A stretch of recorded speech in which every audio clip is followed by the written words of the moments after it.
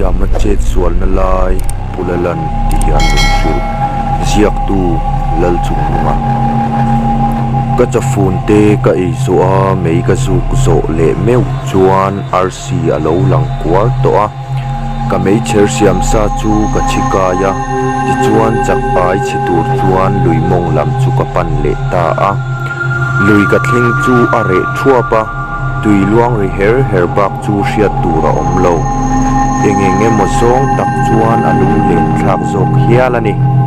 ti chuan luimong lam atang chuan chak ai chu ka chi chho le tamal mala rin ain chak ayan lianin an lo tam phiana kallama thom ka hriat na lai zon ka thlen chuan angai ang pokin thom ri rok rok chu ka hrele a ma se ka ngai tu chhun zom to lem lo chak ai bak karil ruwa a om to meu lo ti chuan ka pui phul ka enzo le meu chuan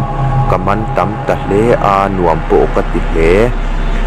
ho tura ka in siam zo chuan mei chu ka zu le te a rin lo deu mai hian luimong lamatang chuan pulala hi a lo chho tu maya ka pula chuan lo thu in chak ai thi elo a han ti a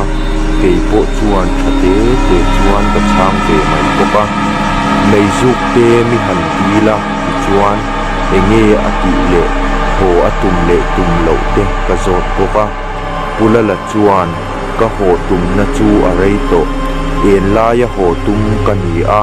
kan chula hian marcha le chome ilo fashan lak khom turakal ka ni a ka ho tur chu wawa hian sangal buk thom ka khia a ka va ve chu rin ain ngalmal na chuan min lo hlau lo hle maya ka tuma ka in tin tu lai chuan rin lo set hian min lo be le ta hit maya chuan ka po ka man talo a han ti chu enge a chan le wang ka shelo ka om na a chuan ka khur dera ka thawa mana ka than phim atla bor boka soi tur po ka shelo pulala lam ka fa en le chu apa a ka pu kha alo ni to re reng lo mai apula chuan putar khabe sei em le var fek atak salang lai chu dang em mai hian lo en kur chuni ka naw lu tu chu chelo chang lo chuan ka om langa ya chuan ka pur lok thopa ka naw lu tu chu zun ka che phe maya rei fak lawa chuan abo ka thuta chuan kei po chu ka sia om ve ta a ka in siam lok vek to awangin ka ip te pui chu akin rang fashan hian ka ho a kalkonga chuan ka hnunga min zui tu le tong rimer mer chuan khodai thleng min zuya in ka thleng chu ka hlau lu tuk chu ka bok lut a ka khur ngara